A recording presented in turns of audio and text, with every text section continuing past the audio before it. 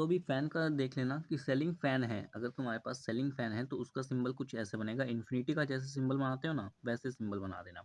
अगर wall fan है मतलब कि तुम्हारा जो फ़ैन है वो तुमने देखा होगा कि वॉल पे ऐसे लटके होते हैं, वॉल पे हैंग होते हैं फ़ैन, तो उनके लिए कैसे बनेगा तुम्हारा सिंबल कुछ इस तरीके से बनेगा, 8 बना देना और ऐसे करके लाइन खींच देना, ठीक है?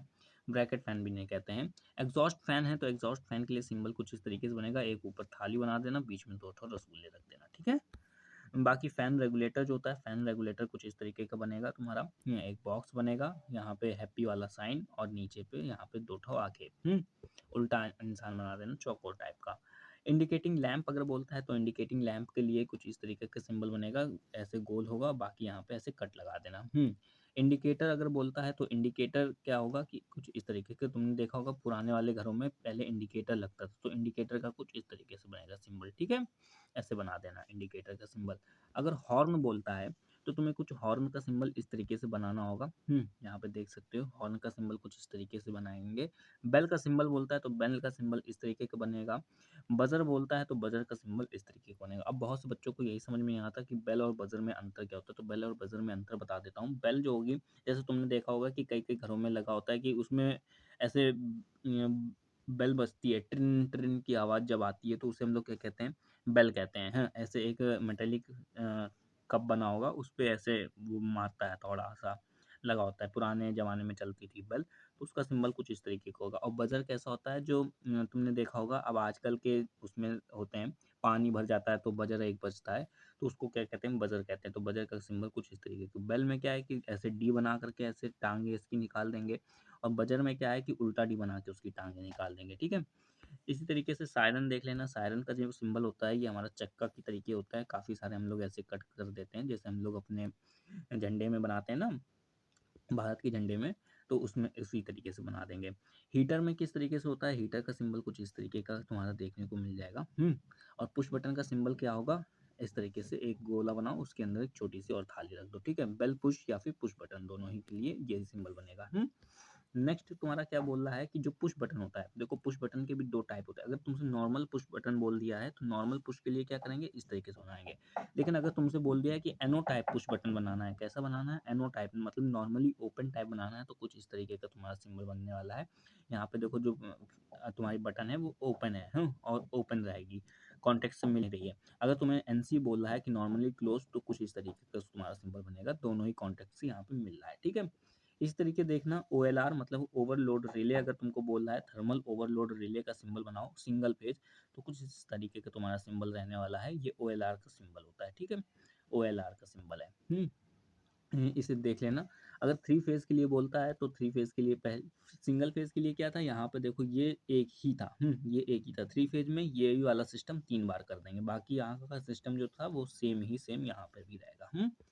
इसी तरीके अगर तुमसे बोलता है कि कॉन्टैक्टर के सिंबल बना दो, तो कॉन्टैक्टर के लिए कुछ इस तरीके का सिंबल रहेगा। इसे प्रैक्टिस करोगे 3 से 4 बार तो तुम्हें बनाना आ जाएगा। अब नेक्स्ट यहाँ पे तुम्हें बोल रहा है टाइम डिले रिले अगर तुमको बोलता है, टीडीआर बोल रहा है, कह रहा है कि टीडीआर बनाओ, टीडीआर तुमको शॉर्ट फॉर्म भी बोल सकता है, टीडीआर बनाओ या फिर टाइम डिले रिले बनाओ। तो टाइम डिले रिले किस तरीके का बनेगा, कुछ इस तरीके से तुम्हारा टाइम डिले रिले बनने वाला है, ठीक है? यहाँ पे आधा बॉक्स ब्लैक कर देंगे, बाकी टाइम डिले रिले इस तरीके का बनेगा। इमरजेंसी लैंप बोल देता है, इमरजेंसी लैंप बनाना है तो तुम्हें इमरजेंसी लैंप कुछ इस तरीके का बनाना होगा। और इसी तरीके रोड लैंप बोल देता है, तो रोड लैंप क्या है कि हैंग करता है ना, तो रोड लैंप कुछ इस तरीके का तुम्हारा रोड लैंप बन जाएगा। नेक्स्ट समझते हैं सिंबल, थोड़े से सिंबल और बचे हैं। वीडियो लंबी हो रही है मुझे भी पता है, लेकिन इसे समझ जाओगे तो फ़ायदे में रहोगे। एक ही वीडियो में कवर हो जाएगा सब कुछ, तो ज़्यादा बेटर रहेगा। बाकी मैं सोच रहा हूँ कि सेपरेटली भी इस वीडियो को अपलोड कर दूँगा, ठीक है? स्विच के लिए देखना क्या है कि स्विच के लिए क्या है कि यहाँ पे वन वे स्विच है। देखो स्विच के लिए बहुत से बच्चों को कन्फ्यूज़न रहता है, तो स्विच के लिए कन्फर्म कर लेना। तुम्हारे पास अगर वन वे स्विच है मतलब कि एक ही स्विच है, मतलब इसका अगर मैं तुम्हें एग्जांपल दूँ तो घरों पे जो देखते हो ना वो वन वे स्विच होता है। वन वे स्विच का मतलब क्या होता है कि अगर ऊपर की ओर कर दिया तो हमारा जो भी लोड होगा वो ऑन हो जाएगा और अगर नीचे की तरफ हमने उसको कर दिया तो लोड ऑफ हो जाएगा। व उसे क्या कहते हैं वन वे स्विच कहते हैं या फिर सिंगल वे स्विच कहते हैं। तो उसका रिप्रेजेंटेशन कुछ इस तरीके से करेंगे। इस तरीके से भी बना सकते हो, इस तरीके से भी बना सकते हो, कोई भी प्रॉब्लम नहीं है। अगर इसी तरीके टू वे स्विच है तो टू वे स्विच को किस तरीके से बनाएँगे, इस तरीके से भी बना सकते हो या फिर इस तरीके से भी बना सकते हो। इंटरमीडिएट स्विच है, इंटरमीडिएट स्विच को कुछ इस तरीके से बना सकते हो और इस तरीके से भी बना सकते हो, ठीक है? इसमें 4 हमारे पास टर्मिनल निकले होते हैं। इसी तरीके मल्टी पोज़ीशन स्विच है, तो मल्टी पोज़ीशन स्विच को इस तरीके से तुम बनाओगे। इसी तरीके पेंडेंट स्विच का मतलब क्या होता है कि कभी-कभार तुमने देखा होगा कि पोल में जो हमारे लैंप लगी होती है, उसका यहाँ पर एक स्विच लटका देते हैं, है ना?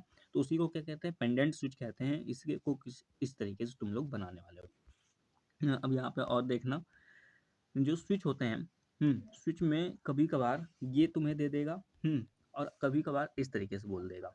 तो इस तरीके को समझ लेना यहाँ पे ये बहुत ज़्यादा इम्पोर्टेंट है। अगर तुम्हें बोलता है single pole single throw switch बनाओ एसपीएसटी शॉर्ट फॉर्म में बोल देगा एसपीएसटी बनाओ। हाँ, एसपीएसटी अगर तुम्हें बोल देता है single pole single throw switch बोल देता है तो single pole single throw switch को कुछ इस तरीके से बनाओगे। इसी तरीके अगर तुमको बोल देता है एसपीडीटी मतलब सिंगल पोल डबल थ्रू फिर से रिपीट करता हूँ सिंगल पोल डबल थ्रू अगर स्विच बोल देता है तो तुम्हारा कुछ इस तरीके का बनेगा। यहाँ पे देखना पोल क्या है सिंगल है यहाँ पे देखोगे जब मैं फिर से बताता हूँ यहाँ पे देखो पोल क्या है सिंगल है एक ही तरफ से हमारा कनेक्शन आ रहा है लेकिन डबल थ्रू है मतलब डबल थ्रू है हाँ?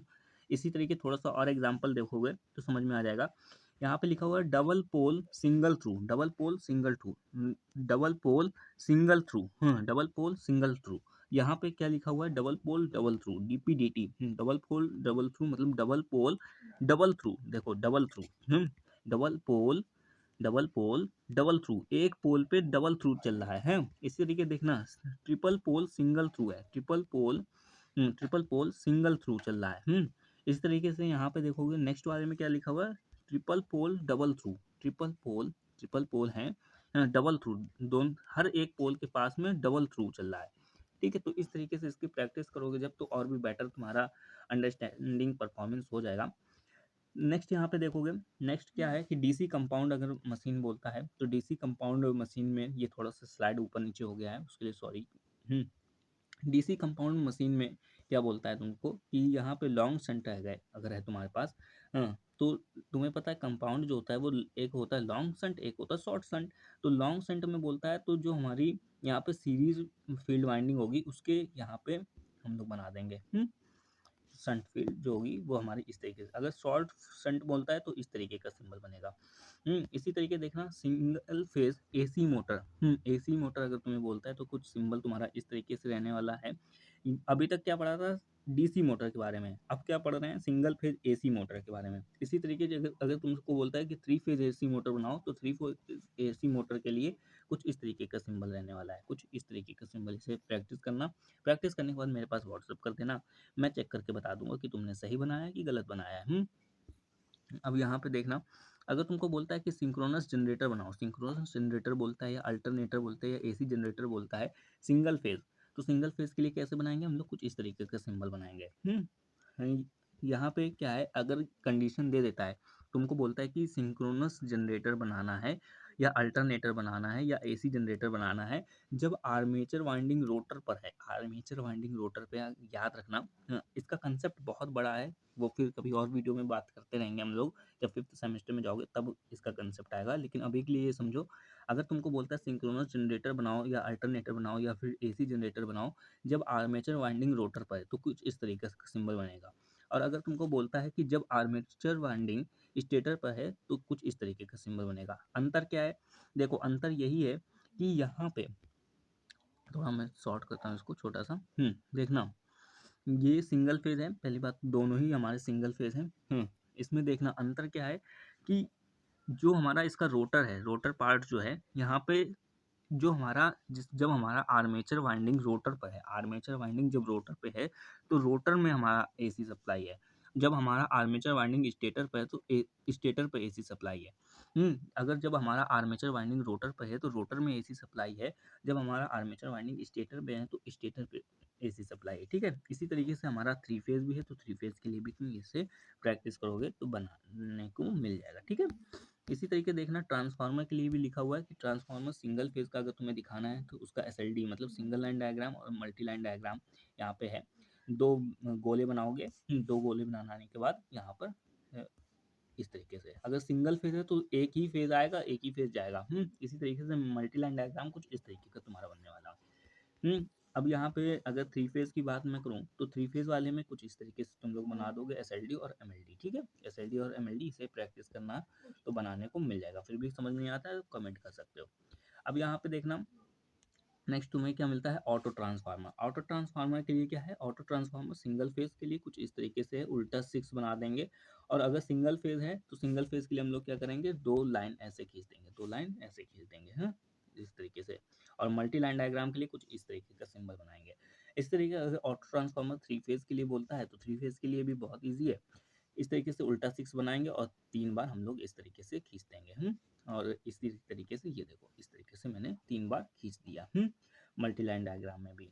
अब यहाँ पे बोलता है कि auto transformer with variable regulation is single phase. Single phase का ही है, लेकिन अगर वेरिएबल रेगुलेशन बोल रहा है तो कुछ इस तरीके का सिंबल हम लोग बना देंगे। रेगुलेशन का हम लोगों ने यहाँ पे सिंबल बना दिया। सिंगल फेज का ही पूरा रेगुलेशन के लिए हम लोग यहाँ पे क्या करेंगे, क्रॉस हम लोग एक एरो बना देंगे। अगर इसी जगह हमारा थ्री फेज के लिए बोलता है कि थ्री फेज का है वेरिएबल रेगुलेशन, तो यहाँ पे बस क्या होगा कि यहाँ पे जो दो तुमने लाइन खींची ना, यहाँ पे 3 लाइन हो जाएंगी, ठीक है। और कोई भी अंतर नहीं होने वाला है। बाकी और भी यहाँ पे क्या है तुम्हारा, इसे समझ लेते हैं। यहाँ पे देखना, इसको जूम करवाते हैं। इसको जूम करवा देते हैं। यहाँ पे देखना, अगर तुम्हें बोलता है वायरिंग के बारे में, अगर तुमको बोलता है वायरिंग, नॉर्मल वायरिंग की गई, जनरल वायरिंग की गई, तो सिंपल सा ऐसे कर देंगे जैसे कंडक्टर बनाते थे ना, कंडक्टर के तरीके कर देंगे। लेकिन अगर तुमको बोलता है कि wiring on surface, wiring on a surface, ठीक है, तो कुछ इस तरीके से हम लोग बनाएंगे। इसको सीधा रखना, टेढ़ा नहीं करना, इसको सीधा रखेंगे। अगर तुमको बोलता है कि वायरिंग अंडर सरफेस, सरफेस के अंदर है, तुमने घरों पे भी देखा होगा कि एक जैसे हमारे यहाँ पे वॉल है, तो वॉल के अगर अंदर वायरिंग करा है तो उसे हम लोग कुछ इस तरीके से बनाएंगे। इसी वायरिंग को हम लोग कंक्रीट वायरिंग भी कहते हैं, ठीक है। तो अगर तुमको बोला है कि वायरिंग ऑन सरफेस तो कुछ इस तरीके का सिंबल, लेकिन अगर बोलता है वायरिंग अंडर सरफेस तो इसे इस तरीके का सिंबल बनेगा। अगर बोल देता है कि surface conduit wiring, surface conduit wiring, तो कंड्यूट को क्या करेंगे कि ऊपर ऐसे यहाँ पे एक गोला बना देंगे, बाकी सरफेस वाला ही रहेगा सिंबल। इसका सिंबल ही बनाएंगे इसमें। देखो मैं फिर से कंफर्म कराता हूँ। अगर तुमको बोलता है कि सरफेस कंड्यूट वायरिंग बनाना है तो सरफेस कंड्यूट वायरिंग में पूरा सिंबल कुछ इस तरीके का होगा, वायरिंग ऑन सरफेस वाला ही, बस ऊपर क्या करेंगे, एक गोला बना देंगे, ठीक है। इसी तरीके यहाँ पे देखना कि अगर तुमको बोलता है कि क्लीट कंड्यूट वायरिंग बनाना है तो क्लीट कंड्यूट वायरिंग में तुम्हारा जो क्लीट वायरिंग मैंने ऊपर बताया था उसी के तरीके बनाएंगे, ऐसे करके तिरछा बना देंगे इसको और नीचे हम लोग गोला बना देंगे, ठीक है। बाकी अगर तुमको यहाँ पे ये बोलता है कि वायरिंग गोइंग अपवर्ड, अगर ऊपर की तरफ जा रहा है, मतलब कि स्टेयर का केस है, मतलब कि सीढ़ियों वगैरह का केस है, अपवर्ड जा रही है वायरिंग, तो उसका कुछ सिंबल इस तरीके का बनाएंगे, ऊपर की तरफ ऐसे कर देंगे। अगर वायरिंग गोइंग टू डाउनवर्ड, नीचे वायरिंग आ रही है, तो ऐसे में हम लोग सिंबल कुछ इस तरीके से बनाएंगे। अगर तुमको बोलता है कि wiring passing vertical through room room, ठीक है, तो कुछ इस तरीके से ओवरहेड के तरीके हम लोग सिंबल बना देंगे। ओवरहेड का मैंने ऊपर बताया था ना सबसे पहली स्लाइड में, तो उस तरीके का सिंबल हम लोग बना देंगे। तो ये थे हमारे इलेक्ट्रिकल के कई सारे सिंबल्स जिनके बारे में मैंने तुम्हें कंफर्म करा दिया है। यहाँ पे ये देख सकते हो कई सारे मैंने तुम्हें कंफर्म कराए हैं, ठीक है। इसे मैं पार्ट वाइज भी मैं अपलोड कर दूंगा और सिंगल वीडियो बना करके भी मैं अपलोड कर दूंगा, तो इसे एक वीडियो में भी देख सकते हो और पार्ट वाइज भी इसे वीडियो को देख सकते हो, ठीक है। बाकी अगर कोई भी डाउट एंड क्वेरी रहती है या वीडियो के रिगार्डिंग सजेशन है तो मुझे मेरे कमेंट करके भी बता सकते हो या फिर व्हाट्सएप नंबर पे भी मुझे बता सकते हो। व्हाट्सएप नंबर ये रहने वाला है। अपने दोस्तों के साथ में वीडियो को शेयर करना ताकि ज़्यादा से ज़्यादा लोग बच्चे हमारे बारे में जान सकें। और इस वेबसाइट पे आकर के तुम इन वीडियोस वगैरह इसको पीडीएफ को भी डाउनलोड कर सकते हो और भी जो भी मैंने लेक्चर्स वगैरह हैं उन्हें भी तुम देख सकते हो, ठीक है। तो चलते हैं, मिलते हैं नेक्स्ट वीडियो में नेक्स्ट टॉपिक के साथ में, तब तक के लिए टेक केयर, बाय बाय।